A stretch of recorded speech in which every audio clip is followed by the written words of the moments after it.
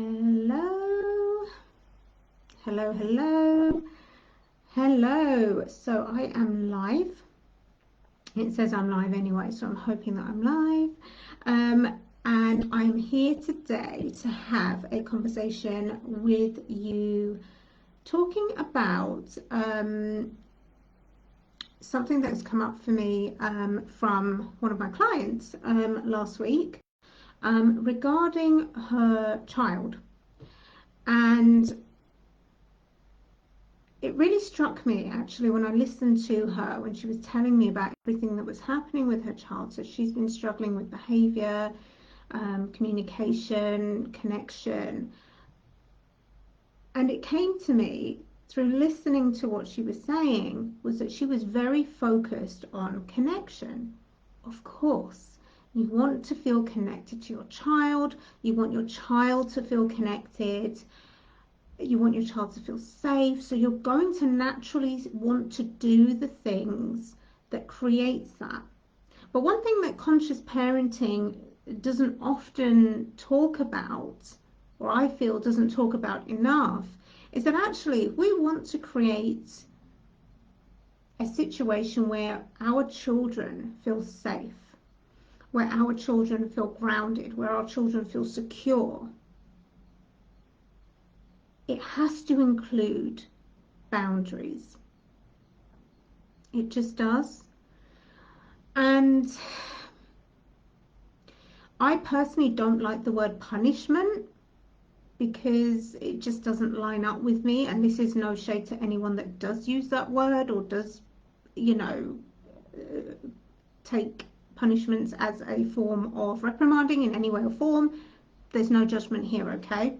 But I firmly do believe, in all my years of experience working with mums and studying positive parenting, because I am a positive parenting practitioner, that I think there is far too much focus on creating connection and not enough in terms of boundaries and consequences.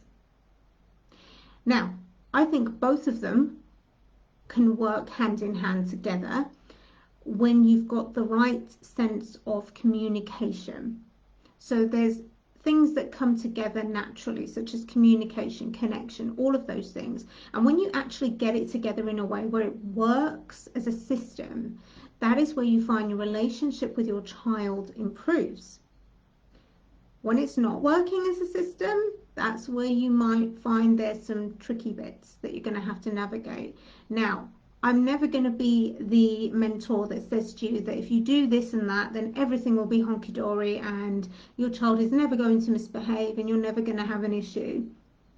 Absolutely not. We will go through peaks and troughs with our children from the terrible twos all the way up until early adult years and beyond, if that.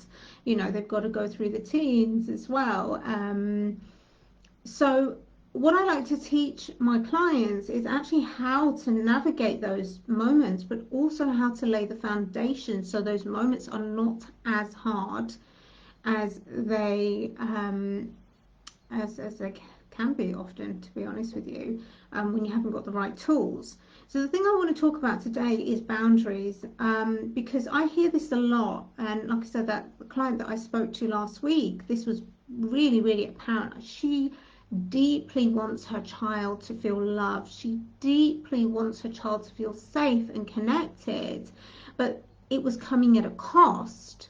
It was coming at the cost of her mental health, because what was happening was there was too much emphasis on the child's emotional welfare through the modes of connection and not enough emphasis on boundaries and discipline. Because here's the thing, if you want your child to feel safe and secure, they need to have boundaries. They just do. And when a child is lacking in boundaries, when a child is given free rein to do what they want to do, to say what they want to say, to be how they want to be in a way that actually is very unhealthy, then we have a problem, because that child needs to be taught how to communicate in a way that is healthy for them but also gets them to express themselves and feel validated and heard. So if a child is taking the role of the parent, then there definitely has been a lack of boundaries there. And that needs to be quickly nipped in the bud, because when children step into the role of parent, of the adult, they are taking on such a mass of responsibility that they, biologically, their brains cannot cope with it. They cannot. And I've seen this so often. These children often have meltdowns. They can become very aggressive. The behavior is like a very kind of like reactive behavior. And it's because their brains, their nervous system, they're still developing. They cannot cope with it. So that's where you find more difficult behavior. Because of the lack of boundaries, it will lead to behavior that essentially spirals and does get worse. Okay, now just because it gets worse doesn't mean that we can't rectify things and make things better, but it will get worse. So if you have been focusing mainly on one-to-one time, connecting with your child, listening, holding space, communicating, I see you, I hear you, all of these things, and there is still an issue, I would definitely be looking at your boundaries. And with boundaries comes consequences. So with a lot of mums, I say, okay, you place those boundaries there, right? What about when those boundaries are crossed? What happens? Because our children are not stupid. The minute we say something like, if this happens, if you do this, this is going to be a consequence, and those consequences do not happen, they lock onto it. And it becomes almost like, ah, right, okay, so she just talks. She just talks. She doesn't actually do anything. So therefore, I can actually do what I want to do because there isn't a consequence. Like, what's going to happen? What's going to happen? I've actually heard children say to their parents, what are you going to do? What are you going to do? And rightly so in a sense, because if nothing has happened or been done, then yeah, that is a question that I guess would be a bit valid. Like, what are you going to do? What we have to understand is our children are desperate to feel, they desperately seek safety and security. And you cannot have that with just connecting one-to-one time alone. You cannot have that with just, I see you, I hear you alone. There has to be boundaries. Whether you want to call it boundaries, whether you want to call it discipline, whether you want to call it whatever. There has to be that. They need to know what stability feels like. But only you can create that. They can't, and it's not their job to. So when they feel that the adult, the person that they know is supposed to be creating that, they innately know this, isn't creating it, that creates a feeling of unsafety. And that is a general feeling that they will carry through them. This doesn't feel safe. I don't feel safe with my mom. I don't feel safe with my dad. A lot of the time, it's not physical safety. It's emotional. I don't feel emotionally safe. So what do? I can react. Or maybe I want to take the role of the parent because he or she is not doing that. Probably, our child's minds, they're like sponges. But they are also, just like you and I, programmed for safety. Our brains are there to keep us safe. So they constantly have a need to feel safe, to feel protective, to stay alive. And if they don't feel that, then there is something missing within their environment that is needing to be brought in. If your child is speaking to you in a way that is disrespectful, aggressive, maybe your child is being violent, it doesn't mean you have a bad child. It means you have a child that does not feel safe. It means you have a child that does not respect you. And the quickest way to shift that is by stepping into the role as the adult. You know, you'll speak to kids and they will tell you, yeah, I want to have everything my way. Yeah, I want it all. But not really. That's not really the truth. They need to feel that safety. But again, it's not their responsibility to give it to us, and it's not their responsibility to give it to themselves. It's ours. Okay? And if we can't create that, then yes, you will see the consequence of that through the actions and behavior of your child. So it's a tough thing to hear. It is a tough thing to hear when, and I've been there myself. Just want to throw this one out there. I have been there myself. Um, but it's a needed thing to hear. We may not want to hear the things that make us feel uncomfortable, but sometimes we need to hear things for us to create the change. So if you're struggling with your child's behavior, if your child is potentially stepping into the adult role, if your child is in general, and it's a regular thing, by the way, I just want to throw this disclaimer out there, like your child is allowed to have bad days, just like we do, right? So there may be days where they're in a bad mood or they're overly tired. That's completely normal, and that's okay, because we also have those times as well. But if it on a regular basis, or you are still struggling with the same issue over a long duration of time, then there is a problem that is being missed. There is. And no amount of tools can support you with that until you are ready and prepared to place some boundaries, some healthy, loving boundaries. And the truth is, they're tough to put in, I'm not going to lie, and they're tough to maintain, especially when you have a child that has been used to things being in a certain way. You're bringing in this change now, which then will feel even more unsafe. And then you're maintaining it, and this all feels very new and feels very scary. You're then having to maintain those boundaries, implement consequences if needed, and maintain those consequences, but also bring in a bit of connection in as well. So where your child may feel unsafe, that is where we say bring in some one-to-one time, bring in some fun, bring in some play, but still maintain those boundaries. It is one of the most disempowering feelings to have when your child is regularly treating you in a way where you feel abused or you feel taken advantage of. It really, really is. And I work with a lot of clients, so we have to go right deep down into their own inner child. And I still say working with the inner child is an absolute game changer. If you need any help with that, you know where I am. But the truth of the matter is, your child is giving you communication. Your child is not going to say to you, I need you to put more boundaries in place. I need you to make sure that there's a time, that there's regular routine. I need, no. They innately know they need that. But can they communicate it? Can they verbalize it? No, they're children. So we see our children's communication from their behavior. Okay, because they're just not able to a lot of the time. And it's then our responsibility as empowered mothers to place those things there.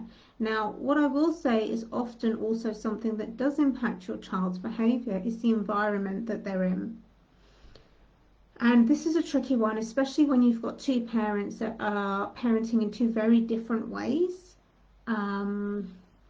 It can be very difficult to navigate. And unfortunately, I'm going to be really honest with you, sometimes it is a case of you need to remove the environment or remove yourself from that environment for you to be able to parent and have the relationship with your child in the way that you desire. Because you can be putting in all the things in place, but if they're in an environment where the other parent parents in a different way, or an environment that actually supports their behavior, you're going to feel like you're in a losing battle. So I really want to bring that into place as well, because I think this is something that's also not recognized. Like, you cannot grow a beautiful flower in soil that is just not doing anything, in rubbish soil essentially, you know? It can't blossom to its fullest.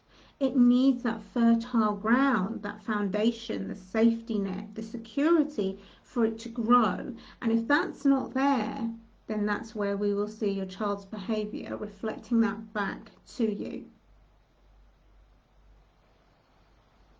So this may hit home for a few of you, and that's okay. We're allowed to get uncomfortable. We're allowed to feel all the emotions that come up. We're allowed it all. But what we must also remember is that when we feel, at some point, especially in situations like this, there also has to be some action as well. It's not enough to wish that something will go away. It's not enough to pray about it. It's not enough to just focus on the child's behavior. The child's behavior is a consequence. So it's like focusing on the consequence, focusing on the symptoms, but not the core of the problem. We can calm the symptoms down sometimes, but it's, you know, eventually the symptoms will flare back up again if the core problem is still there. So if you want any support with this, especially in situations like this, then ideally you want to be having one-to-one support, and you also want to be open to making some big changes. If you are not, then you will get the same results. And that's just the truth. We keep doing the same thing and we'll get the same results, right? So there has to be a willingness to expand. There has to be a willingness to, you know, change your lifestyle, change the way you've been being as well. And you will, I guarantee it, 100% you will see a difference in your child's behavior. But it's going to take some courage. It's going to take some courage, and it's going to take you really taking a hard look at yourself, number one, she who goes inward first, your environment, and then saying, right, what do I need to change right now? What needs to change? Or what do I already know needs to change? And what am I going to do to create some action around that? So I hope that helps. I hope that gives you some insight as to why your child may be behaving in a certain way, why it's not all about connection, one-to-one time, holding space. Yes, those things are important, but we must also have the foundations in place for those things to come and happen at its highest, you know, capacity. Without boundaries, without the stability, without the feeling of being safety and safe, our children cannot communicate or feel safe enough to communicate as much as they should do, you know. So I hope that helps. Again, if you have any questions, just drop it underneath and I will come and I will support you with that as much as I can. But I think I needed to kind of speak about this because there's not enough about it. There's not enough understanding about really getting down to the nitty-gritty and the essentials of parenting. In fact, no, the essentials of any relationship, actually. Because even if it's a romantic relationship, we need to have boundaries. Even if it's family and friends, we need to have boundaries and we need to have the consequences to it. And it's the same with children, but they need it even more. They really do.